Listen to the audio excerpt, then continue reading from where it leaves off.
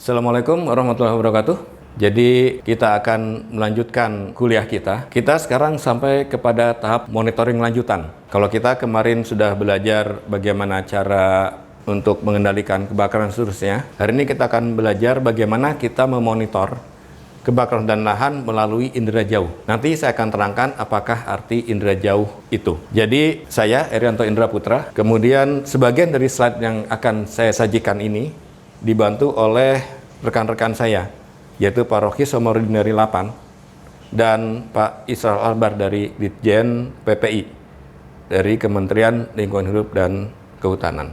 Mengapa kita belajar inderaja? Karena memang kalau kita kembali kita trace back ke belakang sampai sekarang, ini inderaja ini sangat luar biasa. Jadi kita bisa memanfaatkannya itu banyak sekali. Dari pemantauan hotspot, pemantauan asap, SPBK, bahkan sampai pemetaan daerah bekas kebakaran. Nah, kita akan mulai dari pemantauan hotspot. Kalau kita lihat di sini terlihat banyak sekali hotspot yang terdeteksi di Sumatera pada saat kejadian kebakaran hutan, lahan, dan gambut. Kalimantan bagian selatan, bisa lihat sini. Di sini akan kita lihat sebaran yang cukup banyak. Nanti kita akan melihat bagaimana powerfulnya si inderaja ini dalam memantau hotspot ini.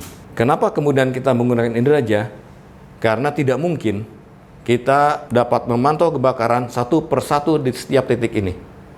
Akan sangat luar biasa effort, biaya, dan tenaga yang diperlukan. Misalnya untuk melihat apakah ada kebakaran di sini. Kemudian pada hari yang sama harus melihat kebakaran yang ada di bagian bawah sini. Itu akan sangat sulit sekali dilakukan. Bisa dilakukan, namun effort, tenaga, biaya, energi itu sangat luar biasa. Karena itulah kita gunakan bantuan satelit ini. Nah, ini adalah salah satu definisi pengendalian jauh yang menurut saya cukup baik dan cukup mewakili. Jadi pengendalian jauh itu secara definisi itu adalah ilmu pengetahuan dan seni. Tolong digarisbawahi ilmu pengetahuan dan seni. Jadi ada kata-kata seni di situ. Begitu kalian melihat ada kata seni, berarti apa yang nanti objek yang diperoleh dari pengendalian jauh ini bisa kalian manipulasi. Dalam memperoleh informasi tentang suatu objek, wilayah, atau fenomena yang dilakukan melalui analisis data yang diterima oleh suatu alat. Nah ini, alat ini harus tidak bersentuhan dengan objek, wilayah, atau fenomena yang diamati. Jadi tidak bersentuhan langsung. Kenapa tadi saya sampaikan tidak hanya satelit, karena banyak sekali objek lain yang bisa digunakan sebagai alat pengendalian jauh dengan syarat dia tidak bersentuhan langsung dengan objek yang diamati. Sebagai contoh, ini adalah bagaimana sebenarnya kita dapat memperoleh gambar dari satelit. Jadi kalau kita lihat, jadi satelit itu hanya menerima gelombang-gelombang elektromagnetik dari setiap objek yang ada di muka bumi. Di sini saya gambarkan ada matahari di atas ini, ada matahari dan ada beberapa objek yang berbeda-beda. Di sini ada objek bangunan, rumah, kemudian jalan raya, jalan yang sudah dibeton, bare soil, tanah yang masih terbuka, kemudian ada rumput, ada water dan forest. Nah, si matahari ini akan memancarkan gelombang elektromagnetik ke setiap objek yang ada di bumi. Nah, objek di bumi ini pasti akan memantulkan, merefleksikan lagi gelombang elektromagnetik tadi. Solar radiation yang diterima itu akan dipantulkan kembali oleh setiap objek. Nah, setiap objek ini akan merefleksikan, memantulkan gelombang elektromagnetik yang berbeda-beda sesuai dengan objek itu sendiri. Nah, itu yang ditangkap oleh satelit.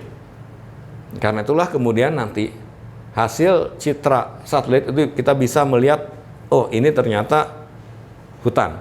Karena objek hutan itu nanti akan diterjemahkan oleh satelit dalam notasi-notasi yang berbeda dengan grass, bare soil, dan lainnya. Jadi kita bisa melihat misalnya, begitu kita lihat ke dalam citra, nanti kita bisa lihat bahwa forest itu lebih hijau daripada si bare soil. Kehijauan ini nanti bisa kita manipulasi lagi dengan memainkan band. Nanti satelit itu memiliki beberapa band, dan kemudian band itu kita bisa mainkan supaya kita bisa menonjolkan objek yang ingin kita amati secara lebih lengkap. Itulah tadi kenapa pengendalian jauh itu berkaitan dengan seni. Ini yang tadi prosesnya yang kita bicarakan. Ini adalah proses remote sensing, proses pengindaran jauh. Jadi kalau kita lihat sini ada energy source, matahari di sini, kemudian ke target di sini dipantulkan, diterima oleh satelit yang memiliki sensor yang beragam. Kemudian hasil pengamatan satelit ini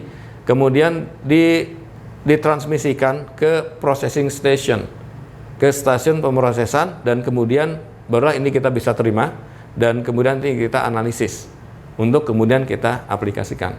Nah, ini ada increasing degree of resolution. Seperti saya jelaskan tadi, tidak hanya satelit yang digunakan sebagai alat untuk melakukan pengindaran jauh. Di sini kita lihat, di sini ada drone. Ya, drone itu bisa digunakan juga untuk sebagai alat inderaja. Karena kita bisa mengamati objek-objek yang ada di muka bumi dengan drone. Tentu saja dengan drone ini resolusinya akan lebih besar karena dia mengamati dengan jarak lebih dekat. Kita juga bisa amati menggunakan pesawat. Pesawat tanpa awak, kemudian bisa dengan satelit. Hanya memang nanti resolusinya akan berbeda dan itu akan menentukan kemudian dari daya jelajah masing-masing alat untuk pengindaran jauh ini. Ini saya akan sajikan beberapa saja. Optical Very High Resolution. Ini adalah beberapa hasil amatan optik dari satelit yang memang memiliki resolusi cukup tajam.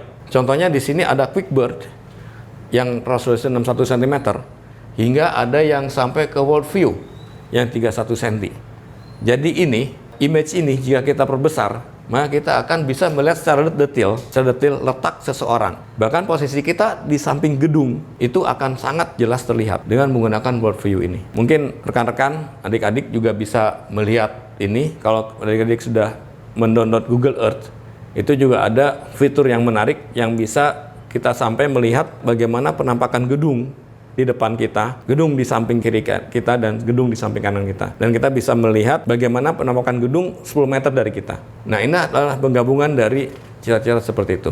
Yang di Google Earth itu, yang di bawah, itu diambil mungkin dari Google Mobile yang berjalan, Google Car. Tapi kalau ini, kita ambil satelit sehingga kita bisa lihat objek dari atas. Baik, saya lanjutkan. Nanti kalau ada pertanyaan di LMS ini, juga saya sajikan forum diskusi. Ya, nanti bila ada pertanyaan dari rekan-rekan, dari adik-adik mengenai apa yang saya terangkan, kemudian ada yang memang ingin direvisi karena memang perkembangan teknologi semakin cepat, nanti saya sediakan forum diskusi.